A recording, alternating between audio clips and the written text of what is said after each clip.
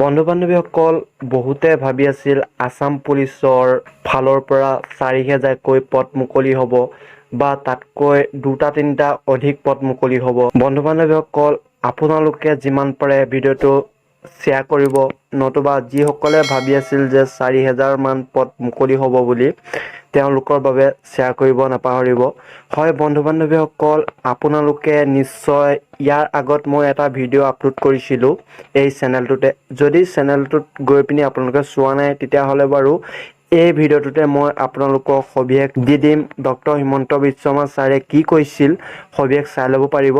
বন্ধু বান্ধৱীসকল, আসাম পুলিচৰ ফালৰ পৰা যিবোৰ আপোনালোকৰ পদ মুকলি হ'ম বুলি কৈছিল, ঠিক 4000 মান পদ মুকলি হোৱা কথা আছিল। দুই এদিনৰ আগতে এটা ভিডিঅ' ভাইৰেল হৈছিল যে ডক্টৰ হিমন্ত বিশ্ব শৰ্মা ছাৰে মিডিয়াৰ আগত ঘোষণা কৰিছিল আসাম পুলিচৰ ফালৰ পৰা প্ৰায় 5000 পদ মুকলি হ'ব বুলি কৈছিল।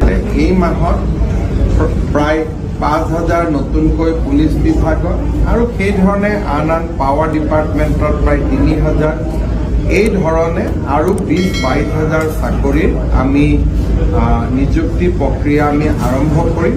মই ভাবোঁ যে ছেপ্টেম্বৰ মাহলৈকে বিজ্ঞাপনবিলাক প্ৰকাশ পাব, নহ'লে অক্টোবৰৰ।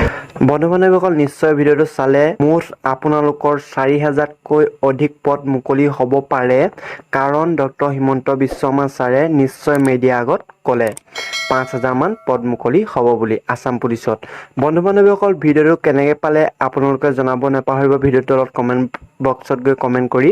আৰু এনেকুৱা ধৰণৰ হেল্পফুলমূলক ভিডিঅ' লাভ কৰিব। যেতিয়া আপোনালোকৰ এনেকুৱা ধৰণৰ আপডেট আহিব ঠিক মুহূৰ্ততে আপোনালোকে ভিডিঅ' সহকাৰে লাভ কৰিব এই চেনেলটোৰ পৰা। যদিহে চেনেলটোলৈ নতুনকৈ আহিছে তেতিয়াহ'লে চেনেলটো ছাবস্ক্ৰাইব কৰি লগতে থকা বেল আইকনটো টিপি অল অপশ্যনটো ক্লিক কৰিব নাপাহৰিব।